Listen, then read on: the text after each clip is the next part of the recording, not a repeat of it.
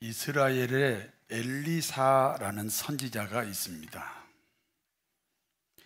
이스라엘의 엘리사라는 선지자는 두 개의 큰 사명을 가지고 있습니다. 하나는 선지 학교를 통해 선지자를 양성하고 길러내는 일입니다. 오늘날 목사를 길러내는 신학교하고 같습니다. 엘리사 당시의 선지 학교는 일종의 수도원과 같습니다. 다른 하나는 백성들에게 하나님의 말씀을 선포하는 일입니다. 그러므로 말씀을 선포하기 위해서 전국을 순회하면서 모든 지방을 다 방문해야 됩니다. 이와 같이 순회 방문하다 보면 자주 들리는 곳이 수넴이라고 하는 마을입니다. 수넴이라는 마을에는 귀한 여인이 살고 있습니다. 여기에서 귀하다는 단어는 히브리어로 게돌라입니다. 히브리 말의 게돌라는 위대하다, 그런 뜻이 있습니다.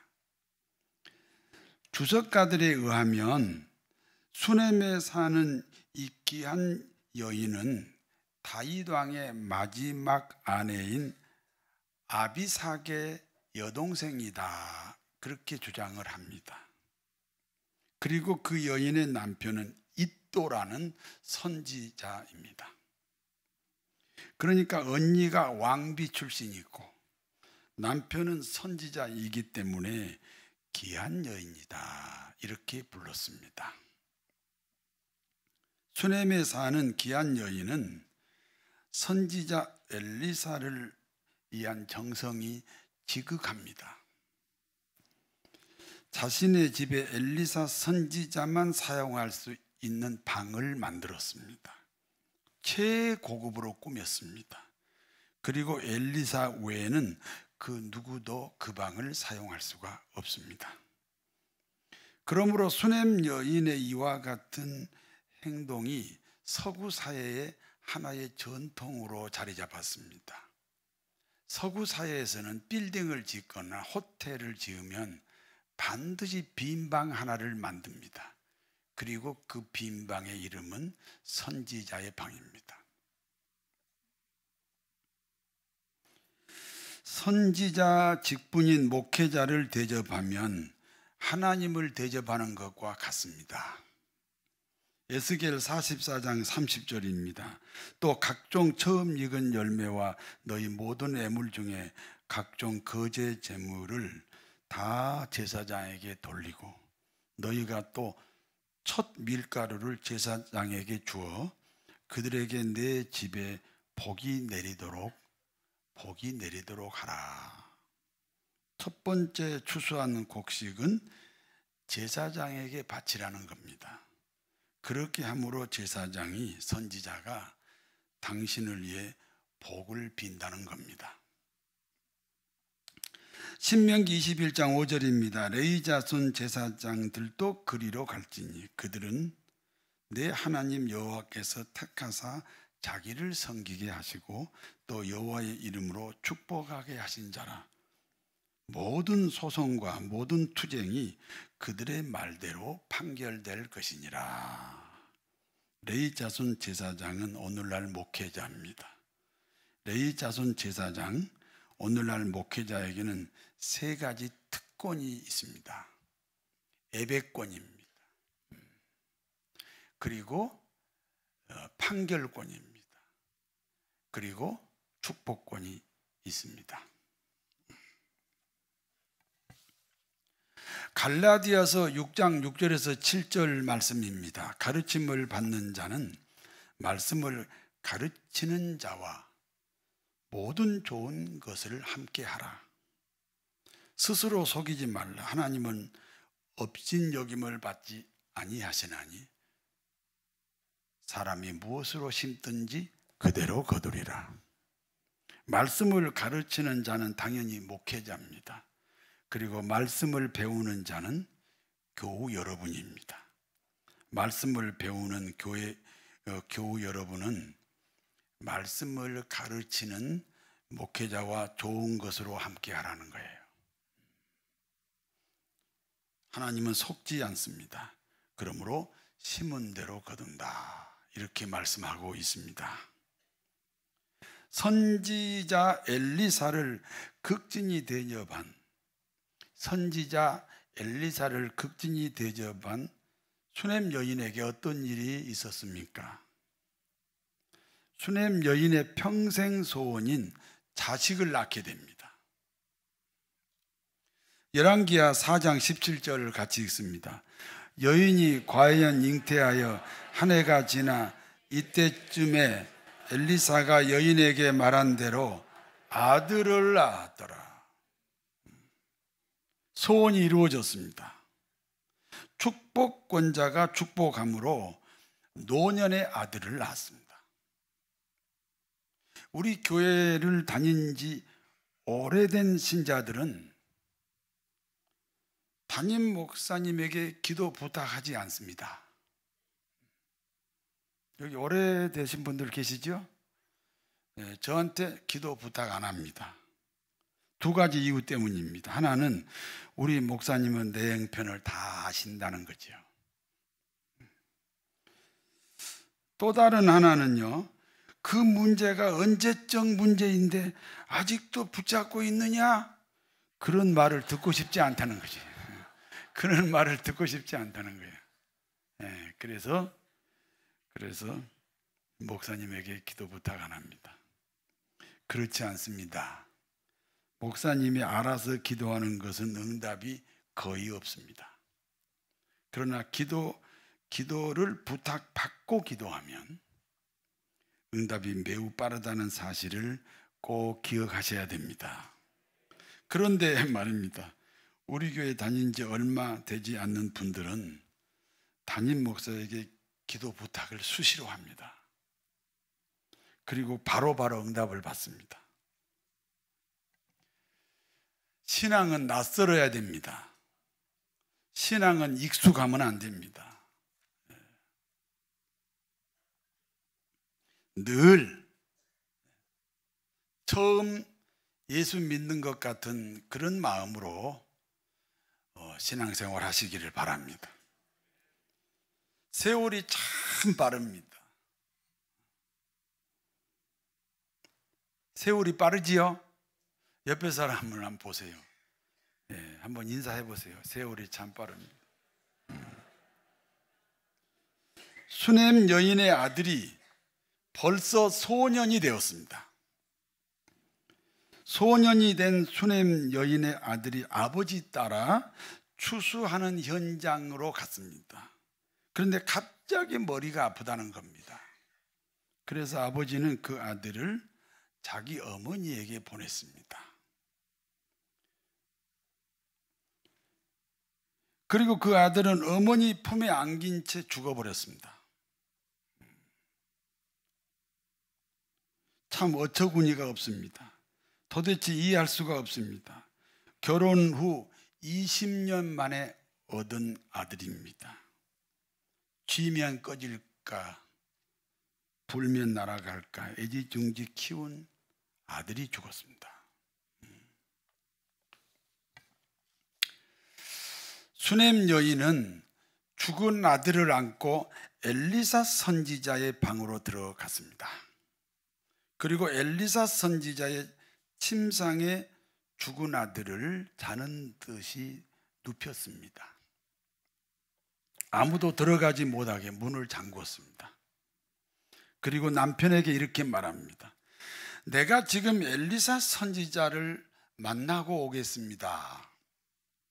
남편이 묻습니다. 초하루도 아니고 안식일도 아닌데 왜 선지자를 찾아가느냐? 여러분, 초하루는요, 우리가 한 달에 한 번씩 드리는 월삭 예배예요. 이 월삭 예배는 축복을 받는 예배입니다. 그리고 매 주일마다 한 번씩 드리는 이 안식일 주일 예배입니다. 주일 예배의 의미가 뭔지 아세요? 초하루 월사 개변은 복 받으려고 하는 목적으로 드린 예배고, 그리고 이제 일주일에 한 번 드리는 이 안식일 주일 예배의 의미가 뭔지 아시냐고요? 하나님의 자녀라는 신분 때문에 드린 예배입니다. 여러분 하나님의 자녀시지요? 그래서 이스라엘 사람들은 이 안식일, 이 주일 안 지키면요 돌에 맞아 죽였습니다. 하나님의 자녀가 아니면 이스라엘이 아니잖아요. 그래서 우리가 안식일 주일 안 지킨다고 돌에 맞아 죽지는 않지만 그 정신은 우리가 가지고 있어야죠. 하나님의 자녀라고 하는 그 신분에 대한 확인이 주일 지키는 겁니다.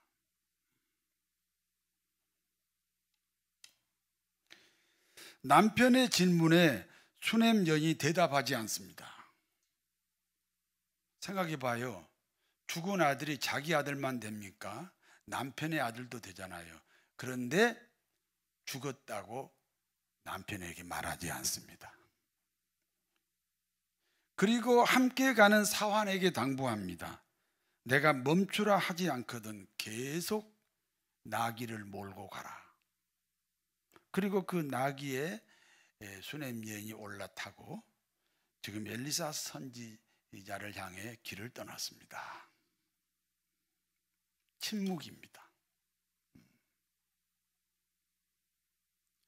드디어 선지자 엘리사 집 가까이 왔습니다. 엘리사 선지자는 멀리서 수넴 여인을 바라보았습니다. 그리고 자기 사환 게하시에게 이렇게 말합니다. 저기 수넴 여인이 오고 있다. 분명히 생사 문제 때문에 처참한 모습으로 오고 있다. 그리고 자신을 찾아온 수넴 여인에게 엘리사 선지자가 이렇게 말합니다. 너는 평안하냐? 내 남편도 평안하냐? 내 아들도 평안하냐? 수넴 여인이 대답합니다. 예, 평안합니다. 성도 여러분, 중요한 질문과 대답입니다. 아들이 죽었습니다. 그런데 아버지도 어머니도 죽은 아들도 평안하다는 겁니다.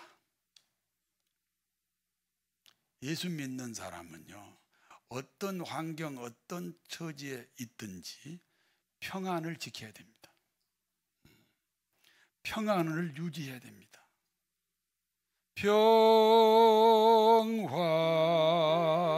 평화로다 위에서 내려오네 그의 사랑의 물결이 영원토록 내 영혼을 덮으소서.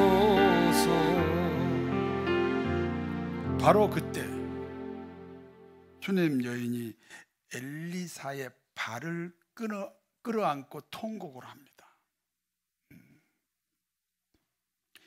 게하시가 수넴 여인의 행동을 책망합니다.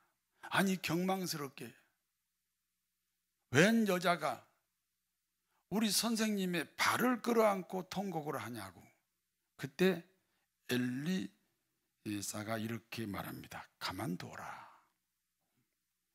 그의 영혼이 매우 괴로워하고 있다. 분명히 수넴 여인에게 커다란 슬픔이 있습니다. 그와 같은 슬픔을 하나님이 지금 숨기고 계신다는 겁니다.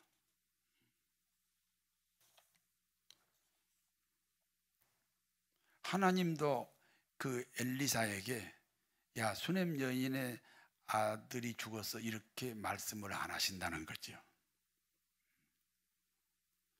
드디어 수넴 여인이 엘리사에게 하소연합니다. 나는 아들을 낳게 해달라고 선지자님에게 부탁한 적이 없습니다.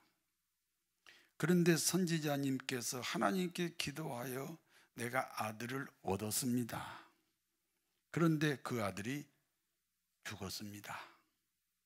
그러므로 선지자께서 내 아들을 살려야 한다. 내 아들을 살려야 합니다. 무슨 뜻입니까? 하나님의 응답으로 얻은 아들이 죽었습니다. 그러니까 하나님의 응답으로 다시 살려달라는 것입니다. 성도 여러분, 우리는 축복 받아야 됩니다. 하나님의 응답으로 축복을 받아야 됩니다. 그러면 그 축복을 지키는 분도 하나님이 되는 겁니다.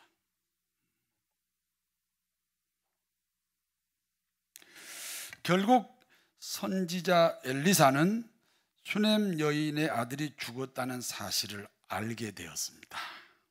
그러므로 자기의 사환 게하시에게 이렇게 말합니다.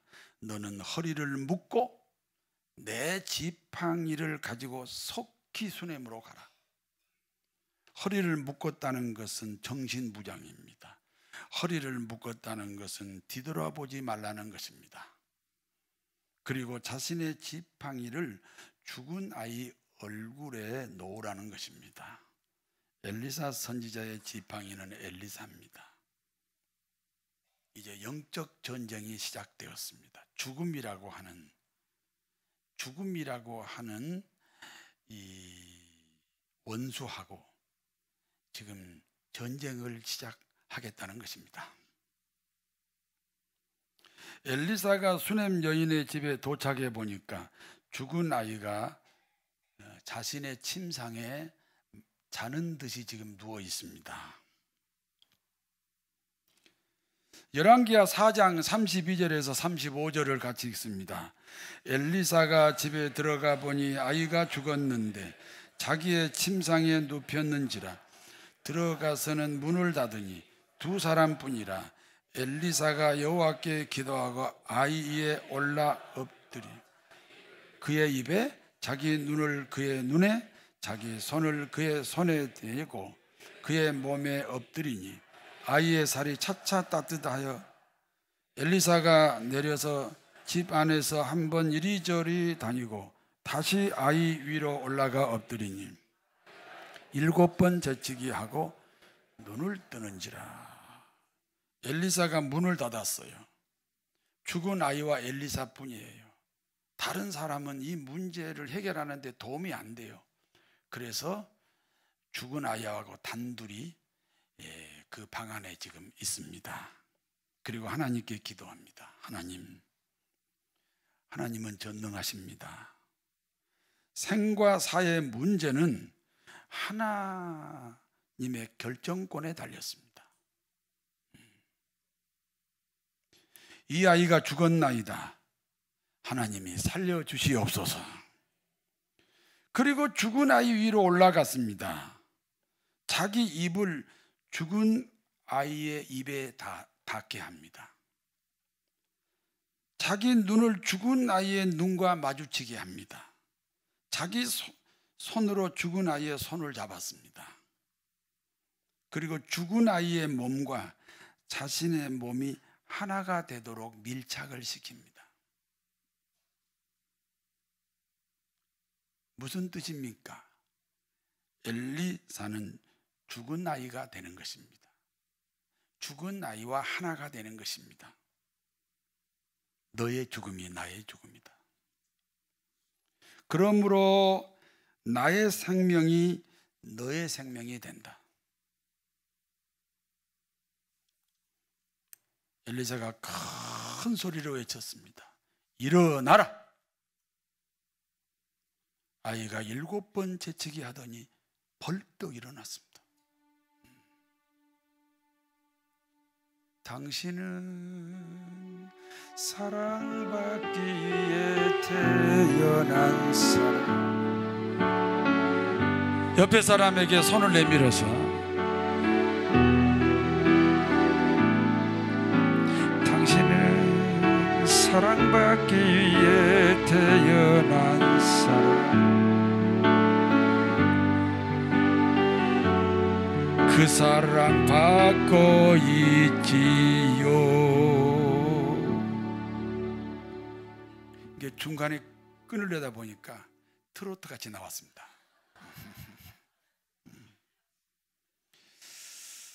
다시 살아난 아들을 본 수넴 여인은 엘리사에게 엎드려 절을 합니다.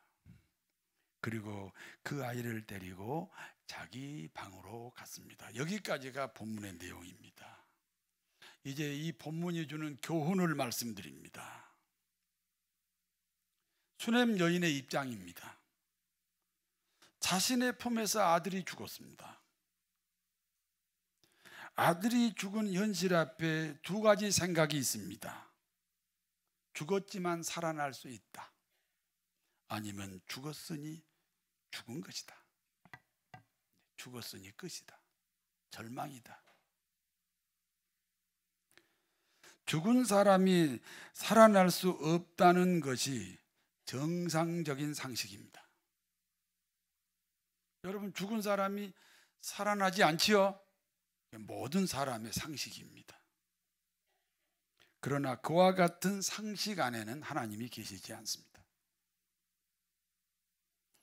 그러므로 기독교 신앙은 상식이 아닙니다. 상식을 뛰어넘어야 합니다.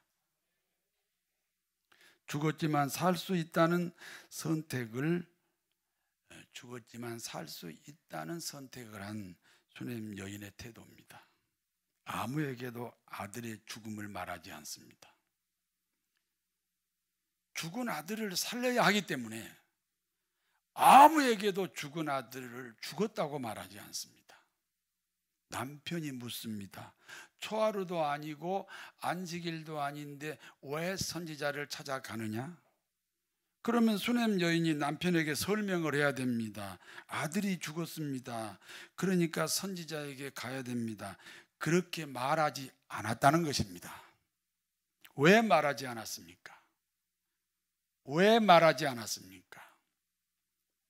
아들이 죽었다는 사실을 두 명이 알면 죽음이라는 못이 두 배로 박힙니다. 아들이 죽었다는 사실을 10명이 알면 10배로 죽음이라는 못이 깊이 박힙니다. 아들이 죽었다는 사실을 100명이 알면 100배로 죽음이라는 못이 깊이 박혀버려요. 사람들의 입에서 그 아들이 죽었다 하면 죽음이 고정이 돼가지고 살아날 수가 없어요. 그래서 말을 하지 않습니다.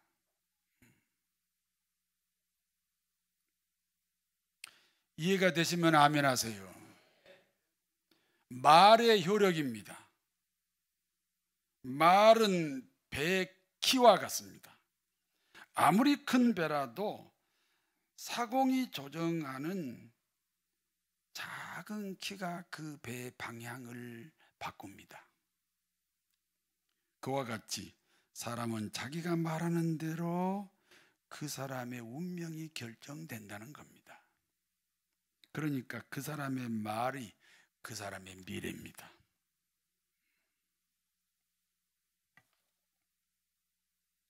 말은 작은 불씨와 같습니다. 작지만 큰 산을 태워버립니다. 다시 말씀드립니다. 말은 지극히 작은 불씨에 불과합니다. 그러나 인생이라는 큰 산을 태워버립니다. 그러므로 그 사람의 흥망성쇠가 그 사람의 말에 의해서 결정된다는 사실입니다. 민수기 14장 28절 같이 읽습니다. 그들에게 이르기를 여호와의 말씀에 내 삶을 두고 맹세하노라. 너희 말이 내 귀에 들린 대로 내가 너희에게 행하리라. 수넴 여인의 아들이 죽었습니다.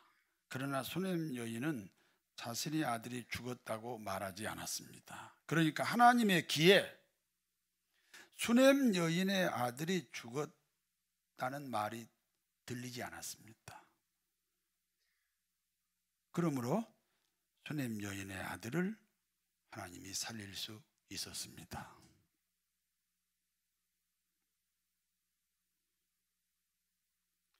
세상에서 가장 강한 힘이 무엇인지 아십니까? 그것은 사랑입니다. 고린도전서 13장을 사랑장이라고 우리가 그렇게 불러요. 거기 보면 이렇게 돼 있어요. 사람의 방언과 천사의 말을 할지라도 사랑이 없으면 소리나는 구리와 울리는 꽹과리가 됩니다. 사람의 방언과 천사의 말은 인간으로서 최상의 말입니다. 인간으로서 최상의 아름다운 언어입니다. 그러나 그와 같은 언어가 사랑이 아닐 수도 있다는 것입니다. 사람의 방언과 천사의 말이 사랑이 아니면 어떻게 됩니까? 소음에 지나지 않는다는 거예요. 내가 예언하는 능력이 있어 모든 비밀과 모든 지식을 알고 또 산을 옮길 만한 믿음이 있을지라도 사랑이 없으면 아무것도 아닙니다. 예언하는 능력은 성경 속에 숨어 있는 비밀과 지식을 아는 거예요. 기독교가 말하는 예언은 미래를 알아맞히는 것이 아니고 성경 속에 있는 비밀과 지식을 깨달아요. 그게 미래를 아는 거예요, 사실은.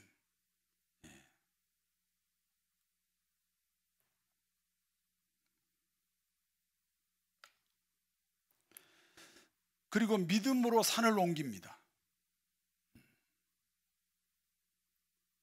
저 건너편에 계양산이 있어요. 믿음으로 강화도 앞바다에다가 옮길 수 있습니다. 그러나 사랑이 없으면 어떻게 됩니까? 그와 같은 애언, 그와 같은 믿음이 그 가치를 상실한다, 그런 말씀입니다. 내게 있는 모든 것으로 구제하고 또 내 몸을 불살라 내어줄지라도 사랑이 없으면 내게 아무 유익이 없습니다. 내게 있는 모든 것으로 구제합니다. 재산을 팔아서 가난한 사람에게 다 나누어 주었습니다. 그리고 나는 사골세 세방살이 합니다. 그것뿐이 아닙니다. 자신의 장기를 떼어서 병든 자에게 나누어 주었습니다. 간과 콩팥과 소장과 대장 다 떼서 병든 자들에게 줬습니다. 그리고 자신은 목숨을 잃었습니다. 그럴지라도 사랑이 없으면 아무 유익이 없습니다. 그와 같은 희생이 사랑이 아닐 수도 있다는 것입니다.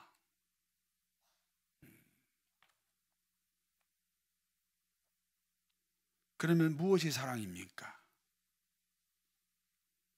예수님이 사랑입니다. 무엇 때문에 예수님이 사랑입니까? 예수님은 본시 천지를 창조하신 하나님이었습니다. 그분이 피조물인 인간으로 오셨습니다. 인간의 죄값을 대신 치르기 위해서 인간으로 오셨습니다. 자기 자리를 버리고 인간의 자리로 내려오신 그와 같은 사실이 사랑입니다.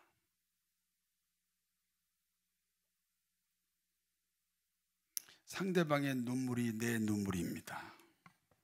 상대방의 허물이 내 허물입니다. 돈 많이 벌어가지고 아내에게 줄 생각하지 마시고 아내의 눈물이 내 눈물이고 아내의 허물이 내 허물이 되면 그것이 아내를 사랑하는 겁니다. 상대방의 부끄러움을 어떻게 해소할 수 있습니까? 그 부끄러움이 나 자신의 부끄러움이 되어야 됩니다. 그러면 상대방의 부끄러움이 아닙니다. 그것이 사랑입니다.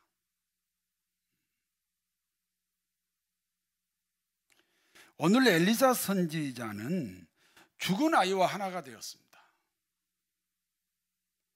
죽은 아이의 입이 엘리사의 입입니다. 죽은 아이의 눈이 엘리사의 눈입니다. 죽은 아이의 몸과 엘리사의 몸이 밀착이 되었어요. 하나가 되었습니다. 다시 말해서 엘리사는 죽은 아이가 된 거예요. 그러므로 엘리사의 생명이 죽은 아이의 생명이 됩니다. 사랑의 능력입니다. 죽은 아이가 살아났습니다. 사실은 모든 기독교인들은 이와 같은 주님의 사랑으로 구원받았습니다. 우리는 이미 그 사랑을 받았습니다. 내 죄값으로 죽인 예수님이 누굽니까? 하나님입니다. 그분이 나를 구원하시기 위해서 인간으로 오셨어요. 내가 되어주셨어요. 그래서 예수님을 사랑이라고 합니다. 우리는 희생의 어떤 양을 자꾸 사랑으로 생각하기 때문에, 사랑 때문에 이혼하고, 사랑 때문에 고소하고, 사랑 때문에 전쟁이 일어납니다. 사랑은 예수님입니다. 상대방이 되어주는 것이 사랑입니다.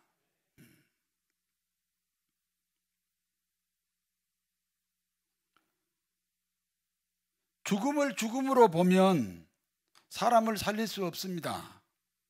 죽음 같은 문제를 자는 것처럼 봐야 됩니다. 큰 문제를 작게 봐야 됩니다. 복잡한 문제를 단순하게 봐야 됩니다. 수냄 여인의 신앙이죠. 죽은 현실 앞에 죽었다는 말을 하지 않습니다. 그래서 죽은 아들이 살아났습니다. 동네방네 다니면서 내 아들이 죽었다, 내 아들이 죽었다, 내 아들이 죽었다. 그 죽음이 딱 고정이 돼버려요. 그러면 하나님도 못 살려요.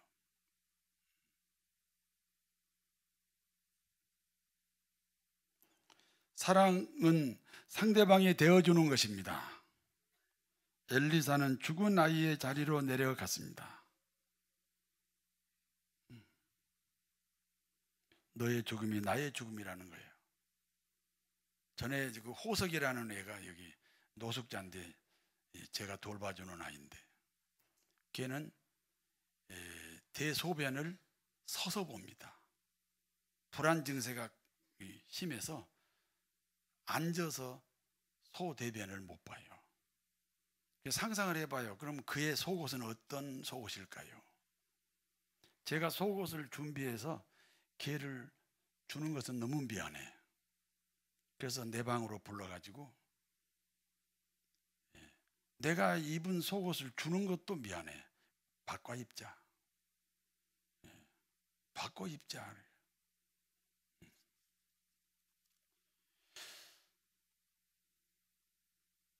상대방의 자리로 내려가는 것을 사랑이라고 합니다.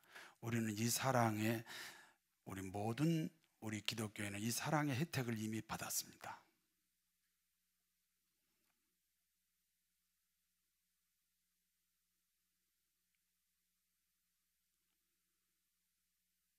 사랑은 죽음보다 강합니다. 그래서 그 소년이 살아났습니다. 수냄 여인 같은 절대 긍정입니다. 그리고 엘리사와 같은 사랑의 기도입니다. 그리하여 죽음을 생명으로 바꾸는 복되고 복된 성도 여러분 되시기를 진심으로 축원합니다. 전능하신 하나님, 죽음을 이기는 절대 긍정의 믿음을 주시옵소서.